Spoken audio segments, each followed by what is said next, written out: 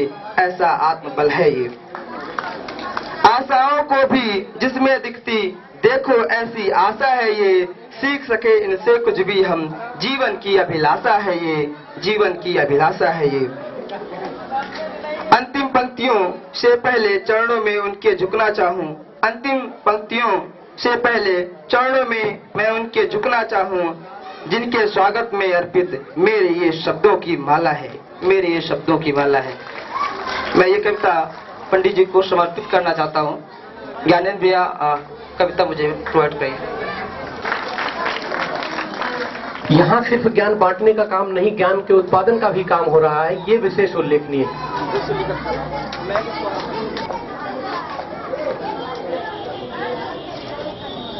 दोनों हाथों का इससे अच्छा उपयोग नहीं हो सकता कि ऐसे अवसरों पर बुलंद तालियों से हाथ उठाकर इनका स्वागत किया जाए। आज का दिन रविवार है जो इनके ज्येष्ठ पुत्र के नाम से संबंधित है, और इस महीने का छोटा होना दिखाता है किसी तरह से संस्थापक स्वर्गीय श्री सुकुमार पांडे जी का फरवरी की तरह सबसे छोटा महीना है। जीवन छोटा था परंतु फरवरी उपयोगी होता है, तकलीफ नहीं देता है, न ज्यादा गर्म होती है न ठंडी होती है।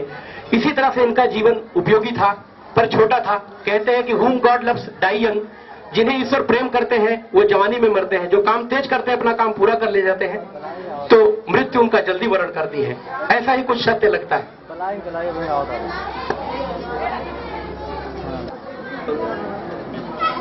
is by the same person who is narrating this poem, Gyanendra Mohan Pandey. इन्हीं के द्वारा रचित, इन्हीं के द्वारा पढ़ी जाएगी ये कविता।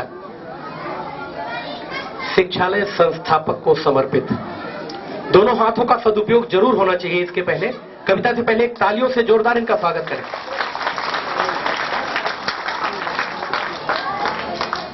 जैसा कि हम सब जानते हैं कि आज हम सब इस विद्यालय के संस्थापक स्वर्गीय शिव कुमार पांडे जी और मेरे पूज्य बाबूजी की 68वीं जयंती मना रहे हैं, और उनको समर्पित, विद्यालय के संस्थापक को समर्पित मैं एक कविता प्रस्तुत करता हूँ। बाबूजी की कितनी बातें, बाबूजी की कितनी बातें कुछ को मैं लेकर आया, शिक्षा रूपी प्रेम दिखा उनमें जो अक्सर मैंने पाया। उनके इस पहलू की बातें करनी मुझको जो भी हैं, उन अपने इस शिक्षालय से वो सब मैं कहने आया। आओ याद करें हम उसको जिसने ज्ञान का ये मंदिर बनवाया, शिक्षा के दीप जलाकर जिसने दिव्य प्रकाश समाज में फैलाया। गर्व है मुझको उस जन पर, गर्व है मुझको उस जन पर जिसने जन जन का हित किया। सच बोले तो उन्होंने भी मानवता को सिद्ध किया। शिक्षा का द्वीप जलाना एक तपस्या कहलाती है, बुराइयों की आहुति देकर मानवता को उपजाती है। सिंचित होती फूलती फलती मानवता को विकसित करती। सच्ची शिक्षा सस्ती सुरक्षा जग में शांति को लाती है। शिक्षा के मंदिर का उद्भव मानव की मंशा दिखलाता। स्वार्थ और मानववादी का फर्क हमें है बतलाता।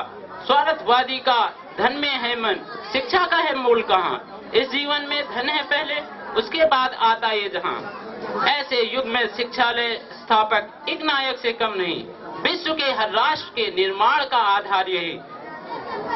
पीकर विष को शिव ने हमको क्या नया संदेश दिया।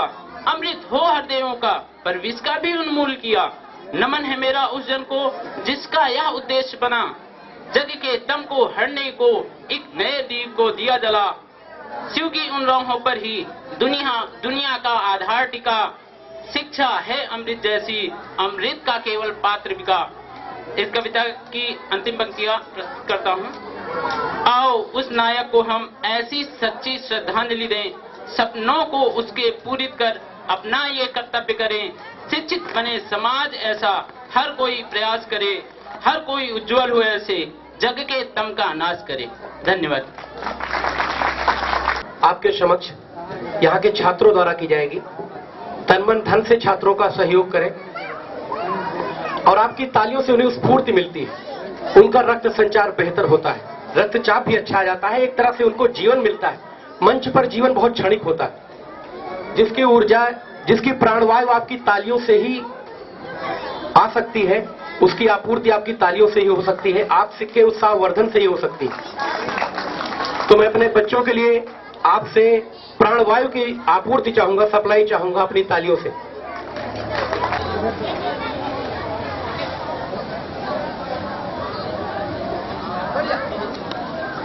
अनु भाई कहाँ हुआ?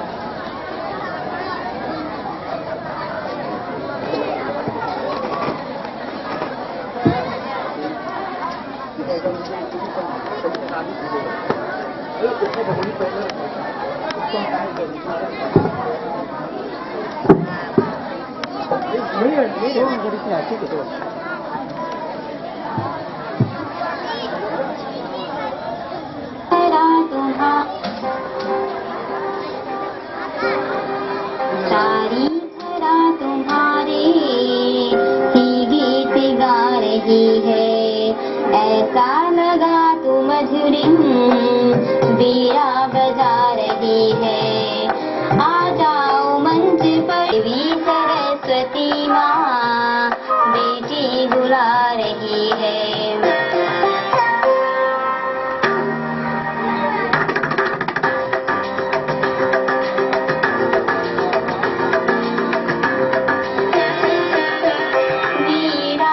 बजा दो माँ मेरा ज्ञान अमर कर दो, वीणा को बजा दो माँ मेरा ज्ञान अमर कर दो। आ जाओ मात मेरी संगीत अमर कर दो, आ जाओ मात मेरी संगीत अमर कर दो।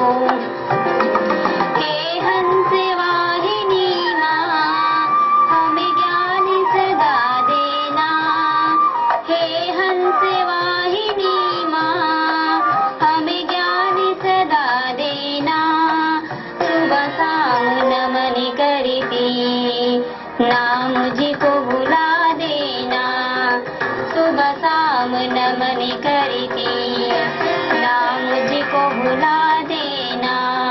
वीणा को बजा दो माँ मेरा ज्ञान अमर कर दो।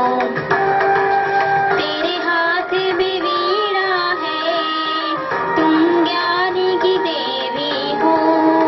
तेरे हाथ में वीणा है, तुम ज्ञान की देवी हो।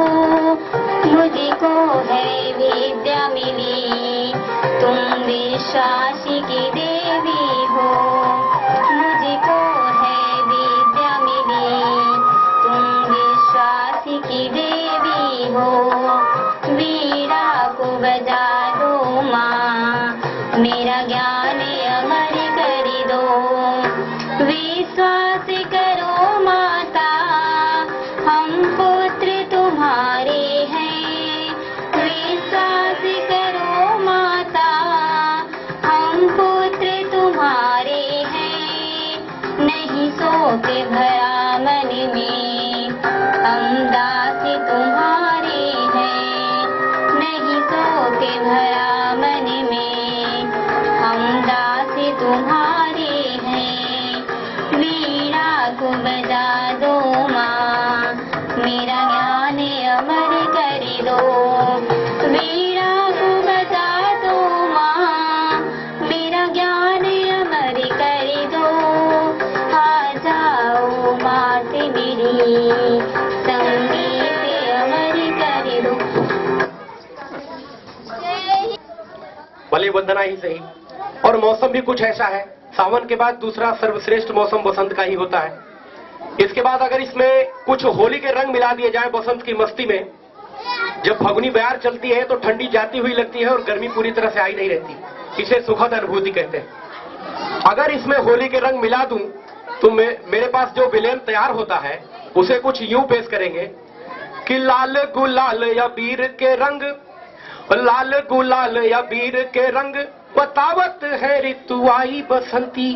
ओ लाल गुलाल या बीर के रंग बतावत है ऋतु आई बसंती। बृंद या लीन के घेर कलीन, बृंद या लीन के घेर कलीन दिखावत है ऋतु आई बसंती। और भंग चढ़ाई के बूढ़े जवान बतावत है ऋतु आई बसंती। और घूंघट के पट खोल पिया समझावत है ऋतु आई बसंती। और घूंघट के पट खोल पिया समझावत है ऋतु आई बसंती। आपकी तालियां बताएंगी कि अगला आप प्रोग्राम नृत्य देखने के लिए कितने तैयार हैं। It's readiness state to see the unlimited enjoyment. अनहद होता है आदमी का। एक नॉनसेंस हमको करना चाहिए। किसी को गाना गाना अच्छा लगता है, किसी को भाषण देना, किसी को नाचना। बंद कमरे में एक बार वो नॉनसेंस अगर हम कर लें तो दिन भर मूड फ्रेश रहता है। और मैं ऐसी कोई चीज आपको नहीं दिखाने जा रहा हूं। प्रेम लीला एक नृत्य है जिसकी शुरुआत भगवान श्री कृष्ण ने की थी। और इस विद्यालय में एक खास बात और है कि बताया कि ज्ञान का उत्पादन भी कर लेते हैं। ज्ञान को संचार करने के साथ साथ अपनी कविताएं और अपनी काफी इनका इनोवेशन रहता है। नवाचार और आविष्कार से जुड़े हुए हैं। ये लड़कों की उम्र तो कम है, लेकिन जो भी मनीषी जी का आशीर्वाद इनको मिलता है वो दिख रहा है। इनकी कलम एक्टिव है, बोल भी लेते हैं, अच्छा लिख भी लेते हैं। वही चीजें बच्चों में ट्रांसफर करने की कोशिश की जा रही है। और आपकी तालियां इस बात के एहसास कराएंगी कि ये प्रबंधन मंडल कितना सफल है और मनीषी जी के कितने और आशीर्वाद की आवश्यकता है।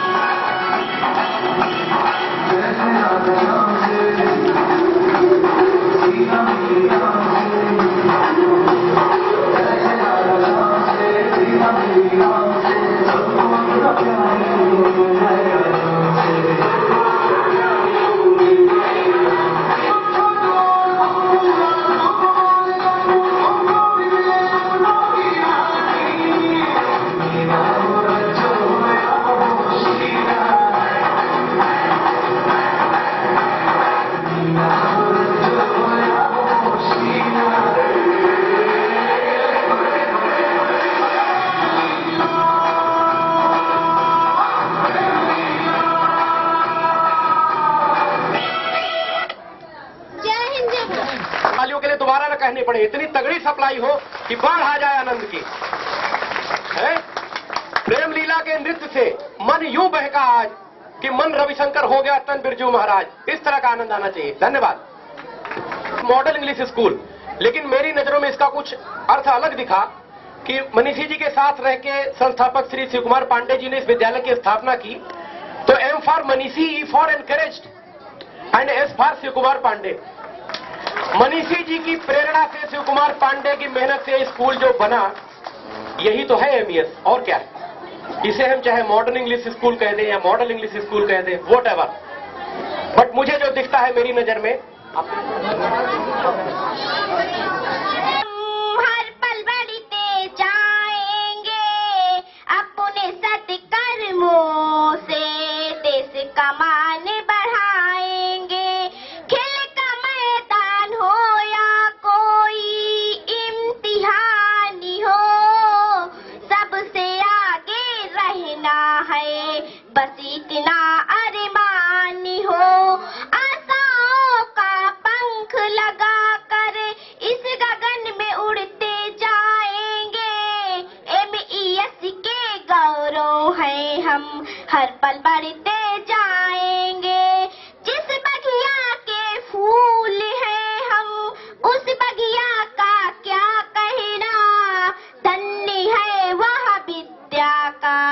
मंदिर जो है हम सबका गहना। MES के नाम का झंडा इस नभ में लहराएंगे। MES के गौरव है हम हर पल बढ़ते जाएंगे। अपने सत्कर्मों से देश का मान बढ़ाएंगे। जय हिंद, जय भारत। हो तो उसने बोला अंकल डॉक्टर, बोला बेटा कार्डियोलॉजिस्ट बनोगे या न्यूरोलॉजिस्ट बनोगे या एनेस्थीसिया के बनोगे? बोला नहीं अंकल, डॉक्टर तो सिर्फ एक ही सबसे अच्छा होता है। वो कौन? बोला डर्मेटोलॉजिस्ट, चमड़ी का डॉक्टर। बोला क्यों? बोला इसके 3 फायदे। एक तो पेशेंट कभी मरता नहीं है, दूसरा वो कभी ठीक भी नहीं होता है, और दवा लगाना 6 महीने साल भर भूल जाए तो फिर से जारी कर दो, नहीं पैसे आते रहते हैं, और मरने उड़ने का वजह से फ्री रहता है स्टूडेंट। तो इसलिए सबसे अच्छा चमड़ी का डॉक्टर।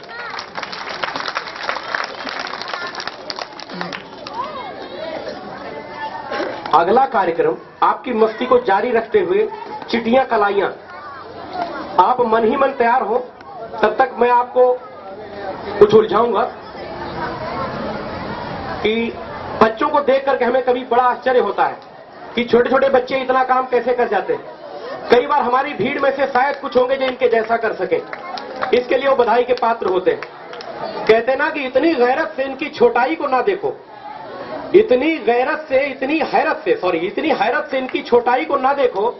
ये आसमान है जो सर झुकाए बैठा है, इसलिए छोटा दिख रहा है। और आपकी तालियों की अनुपस्थिति मुझे बीमार कर देगी आधे 1 घंटे में। मैं बड़े अस्पताल का पता लगा रहा हूं, अगर आपने तालियां नहीं बजाई तो मैं यहीं गिरा मिलूंगा।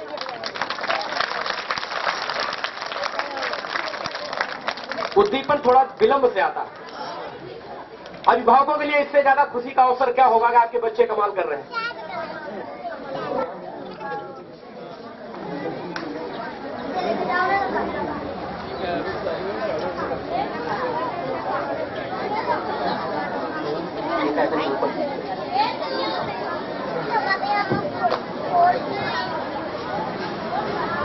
चिटियां कलाइयां रे, ये प्रोग्राम आपके लिए आ रहा है। इसके बाद पुरस्कार वितरण का कार्यक्रम है। पुरस्कार वितरण होगा और विद्यालय के प्रबंधन द्वारा, अध्यापकों द्वारा बहुत मेहनत की जा रही है। इनके मन में एक ख्वाहिश थी कि हम किसी चीज का इंतजार न करें, और हमारे गुरुजी ने 10वीं में एक बार एक कविता सुनाई थी। पीयूष जी के स्कूल में था तो उन्होंने बोला था कि मेरे पीछे सब लगे हुए हैं, तो मनीषी जी ने कहा था इकला चलो रे। इन्होंने एक रविन्द्रनाथ टैगोर की कविता सुनाई थी, इकला चलो रे। तो इन बच्चों ने अकेले काफी मेहनत से काम करने की कोशिश की है कि तू इनकलाब की आमद का इंतजार न कर। कहावत है कि तू इनकलाब की आमद का इंतजार न कर, हो सके तो इनकलाब पैदा कर। वो इनकलाब पैदा करने की कोशिश है। छोटे छोटे बच्चों से बड़े बड़े काम कराए जा रहे हैं, और इस बात की गारंटी लीजिए कि अगर आपकी ऊर्जा इधर आती रही, ऊर्जा का प्रवाह नीचे से ऊपर की तरफ, इसकी वो जब नहीं होती तब हमें उनका एहसास होता है। तो शैलेश लोढ़ा की एक कविता है माँ पे, कि कविता से पहले एक कहानी सुनाते हैं कि एक संगीतकार एक जंगल में मृदंग बजाता था, जिसमें ढोल जैसा चमड़ा लगा होता है। तो एक बकरी का बच्चा आकर के खड़ा हो जाता था। तो एक दिन संगीतकार ने उस बच्चे से पूछ लिया कि आपको मेरा संगीत, मेरी धुन, मेरे लय बहुत अच्छी लगती है क्या? तो बकरी के बच्चे ने कहा कि मुझे नहीं पता आप क्या बजाते हैं, मुझे नहीं पता आपका क्या संगीत है, लेकिन मैं इतना जानता हूं कि इस मृदंग पर जो चमड़ा मढ़ा है वो मेरी मां के बदन से आया है। इस मृदंग पे जो चमड़ा मढ़ा है मेरी मां के बदन से आया है। आगे वो कहते हैं कि कल जब काम पर जा रहा था तो लगा कि कोई अचानक रोक लेगा मुझे और कहेगा कि यूं खड़ा खड़ा दूध मत पी, हजम नहीं होगा, 2 घड़ी सांस ले ले। यूं खड़ा खड़ा दूध मत पी, हजम नहीं होगा, 2 घड़ी सांस ले ले। अरे इतनी ठंड, कोट भी भूल गया, इसे भी अपने साथ ले ले। मैंने सोचा कि माँ रसोई से बोली होगी जिसके हाथों में सना आटा होगा। मैंने सोचा कि माँ रसोई से बोली होगी जिसके हाथों में सना आटा होगा। पलट के देखा तो क्या मालूम कि वहां एक सन्नाटा होगा। पलट के देखा तो क्या मालूम कि वहां एक सन्नाटा होगा। जब हमारे प्रिय नहीं रहते हैं, उनके देहांत के बाद हमें महसूस होता है कि आसपास